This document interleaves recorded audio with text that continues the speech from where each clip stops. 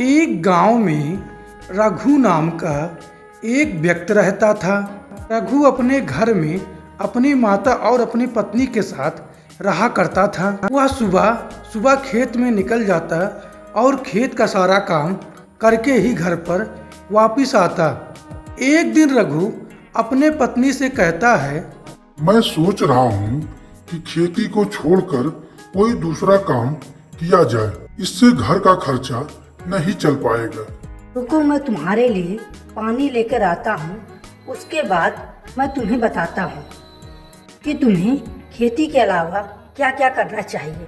हमने सुना है कि गांव के बगल खेती में सब लोग पुदीने का खेती कर रहे हैं। तुम सही कह रही हो, या मैंने भी सुना है, लेकिन पुदीने के लिए खेती में पानी की जरूरत ज्यादा रहता है और हमारे खेत में पानी की कमी हमेशा रहता है।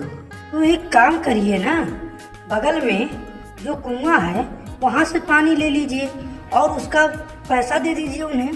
उनसे पानी ले लीजिए और उन्हें पानी के बदले कुछ अच्छा पैसा देकर उनसे करा लीजिए और कह दीजिए कि मुझे पूरे साल का पानी की जरूरत है। तो तुम सही कह रही हो, अभी मैं जाकर देखता हूँ। अब रघु पानी के लिए कुएं के मालिक के पास जाता है और उनसे बात करता है कि मुझे एक साल के पानी की जरूरत है। मालिक, मुझे अपने खेत में पुदीना बोना है, जिससे मुझे पानी की ढेर जरूरत है। मैं आपसे पानी के बदले मैं आपको अच्छा रुपए दूंगा। ठीक है, तुम खेती करो, मैं पानी देने के लिए तैयार हूँ, लेकिन पैसा मुझे पहले चाहिए, बाद में नहीं चाहिए।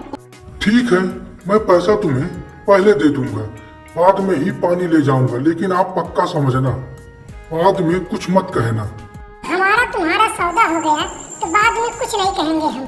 तुम्हें पैसे से मतलब रहेगा और तुम्हें पानी से मतलब रहेगा। अब रघु कुछ देर सोचता है और उसके बाद फिर बोलता है, मैं सोच रहा हूँ कि कुछ पैसे पहले मैं दे रहा हूँ, उसके बाद 6 महीने बाद फिर मैं पूरा पैसा दे दूंगा आपको। नहीं नहीं, ऐसा नहीं होगा। आपको पैसा पहले देना होगा, नहीं तो वह हम कुएं में पानी इकट्ठा कैसे करवाएंगे। आप कहीं से व्यवस्था कर लीजिए, आप तो कुएं के मालिक हैं, मैं एक गरीब किसान हूँ। मैं कुछ पैसा एडवांस में दे रहा हूँ और पैसा 6 महीने बाद तो दे ही रहा हूँ। बात पैसे की नहीं है, तुम एकाएक मुझसे एक काम करवाना चाह रहे हो। मैं पहले से सतर्क था ही नहीं, इसलिए मैं तुमसे पहला पैसे मांग रहा हूँ। ठीक है मालिक, अब मैं जा रहा हूँ। रघु पहले खेत में जाता है और खेत में जाने के बाद वह खेत को हाल देखता है और देखने के बाद फिर खेत में कुछ काम करता है और काम करने के बाद वह फिर अपने पत्नी के पास आता है। तभी कुछ देर बाद उसकी पत्नी रघु से कहती है, क्या बात हुआ, वह पानी देने के लिए तैयार हो गई कि नहीं? पानी देने के लिए तो तैयार हो गए, लेकिन पैसा पहले एडवांस में ही मांग रहे हैं। मैं सोच रहा हूँ कि उन्हें पैसा दे दूं या ठीक है या नहीं।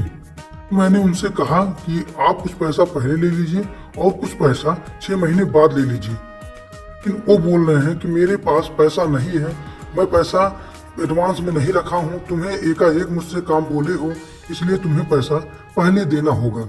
कोई दिक्कत नहीं, आप पैसा पहले दे दीजिए, लेकिन उनसे पानी की वादा कर लीजिए।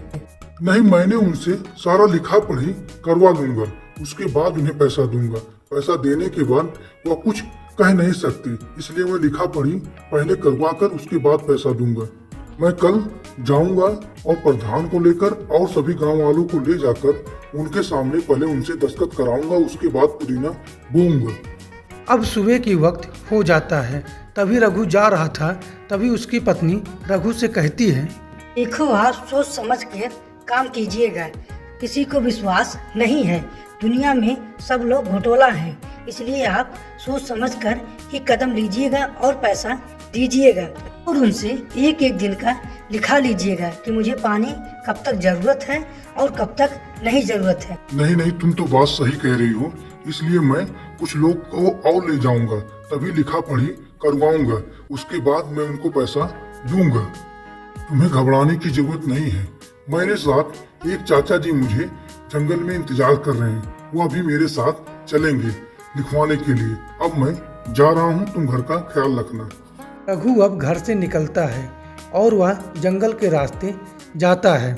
जंगल का रास्ता बहुत दूर था, क्योंकि वहाँ उसका घर बहुत दूर था, इसलिए वह जंगल के रास्ते जाने को आसान समझा और वह धीरे धीरे आगे बढ़ ही रहा था।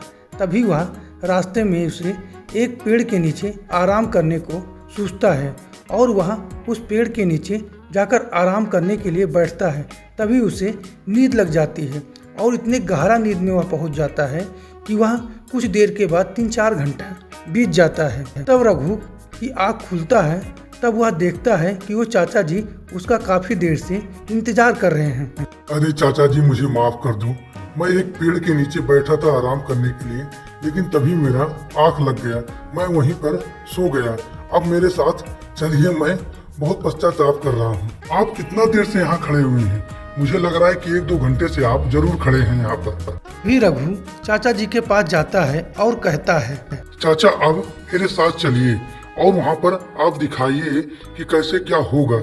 मेरे कुछ समझ में नहीं आ रहा है। बेटा, तुम्हें घबराने की कोई जरूरत नहीं है।